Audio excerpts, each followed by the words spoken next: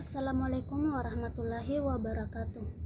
Saya Mita Permatasari dengan NIM 1057211341119. Di sini saya akan memaparkan mengenai orientasi situasional, perilaku organisasi, penjabaran teori motivasi, bagaimana peranan psikoanalisis dan teori pemenuhan dalam perusahaan. Berbicara mengenai perilaku keorganisasian merupakan bidang studi yang mempelajari tentang interaksi manusia dalam organisasi, meliputi studi secara sistematis tentang perilaku, struktur dan proses dalam organisasi. Organisasi diciptakan oleh manusia untuk mencapai suatu tujuan, dan pada saat yang sama manusia juga membutuhkan organisasi untuk mengembangkan dirinya. Oleh sebab itu, antara organisasi dengan manusia memiliki hubungan yang saling membutuhkan dan menguntungkan. Sumbangan yang penting dari para manajer dan ilmuwan dalam bidang perilaku organisasi adalah munculnya konsep yang dikenal dengan nama pendekatan kontingensi dan pendekatan situasional. Pendekatan ini diarahkan kepada pengembangan pada tingkat manajer yang paling sesuai dengan situasi serta tentu dan karakteristik dari orang-orang yang terlibat di dalamnya. Pendekatan situasional menekankan pada ciri-ciri pribadi pemimpin dan situasi, mengemukakan dan mencoba mengukur atau memperkirakan ciri-ciri pribadi ini, dan membantu pimpinan dengan garis pedoman perilaku yang bermanfaat yang didasarkan kepada kombinasi dan kemungkinan yang bersifat kepribadian dan situasional. Pendekatan situasional juga menekankan faktor kontekstual dan yang mempengaruhi proses kepemimpinan. Variabel situasional yang penting seperti karakteristik bawahan, sifat pekerjaan pemimpin, jenis organisasi, dan sifat lingkungan eksternal. Pendekatan ini berangkat dari asumsi bahwa tidak ada satupun gaya kepemimpinan yang cocok dengan semua situasi.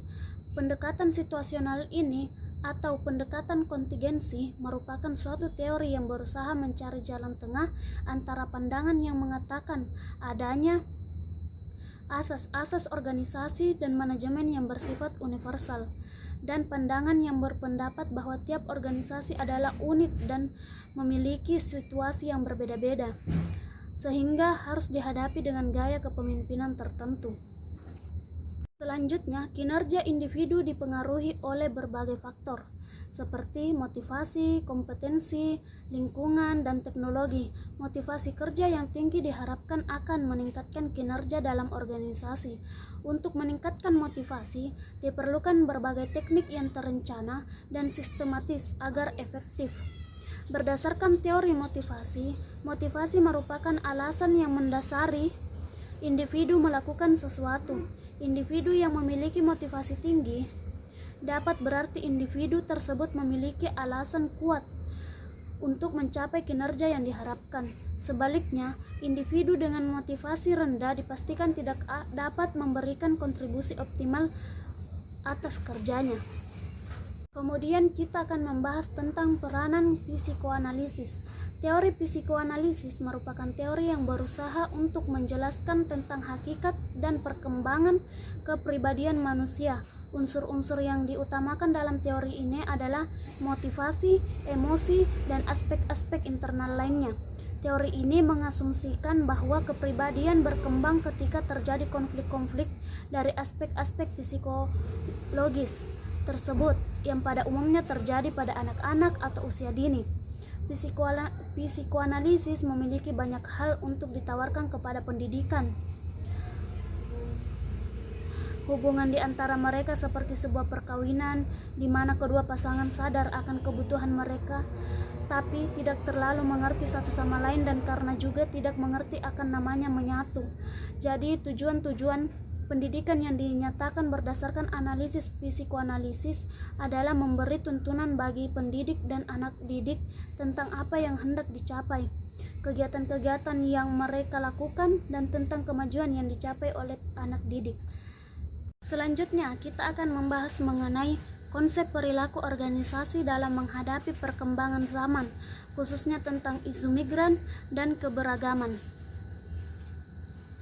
Konvensi Internasional tentang Perlindungan Hak-Hak Pekerja Migran dan Anggota Keluarga tahun 1990 disahkan oleh PBB melalui resolusi PBB pada tanggal 18 Desember tahun 1990 dan berlaku sejak Maret 2003 hingga tahun 2010. Konvensi ini telah diratifikasi oleh 47 negara. Konvensi ini adalah bentuk perjanjian internasional yang lengkap serta memiliki kekuatan hukum mengikat dengan standar-standar model hukum dan prosedur peradilan yang dapat diadaptasi oleh setiap negara.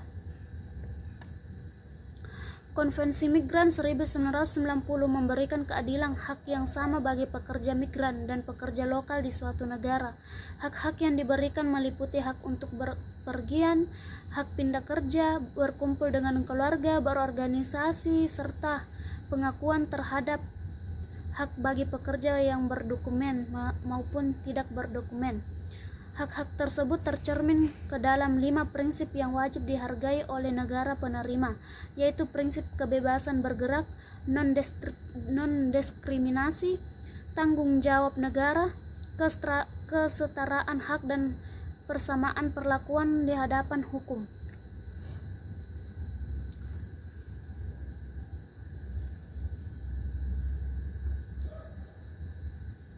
Isu mengenai hak asasi pekerja migran menjadi fenomena yang banyak dibicarakan dalam dunia internasional. Di tahun 1990, Komite Hak Asasi PBB memberikan mandat untuk mengkaji serta menanggulangi masalah-masalah yang menyangkut pada pekerja migran di dunia. Dalam mandatnya, PBB memberikan perhatian yang besar pada situasi pekerja migran yang sering menjadi objek pelecehan dalam lingkungan kerja. Di tahun 2001, dalam World Conference Against Racial Discrimination and Intolerance di Durban, Afrika Selatan, PBB menyeru kepada semua negara untuk dapat meratifikasi Konvensi Internasional tentang Hak-Hak Pekerja Migran dan Anggota Keluarga. Selanjutnya kita akan membahas tentang keberagaman dalam organisasi.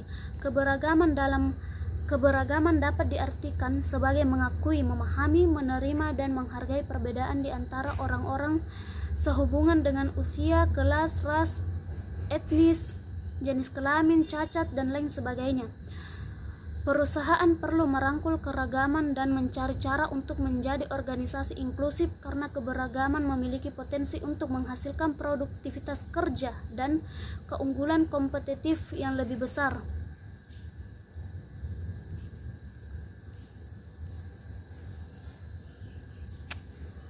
Selanjutnya kita akan membahas tentang bagaimana respon mahasiswa terhadap perilaku organisasi di era realitas. Tentunya mahasiswa punya peran penting dalam perilaku organisasi apalagi di era sekarang ini, di mana banyak tantangan bagi mahasiswa untuk membaca dan memahami keadaan lingkungan sekitar. Perilaku penyimpangan kerap terjadi di salah satu instansi perusahaan ataupun di bangku pemerintahan.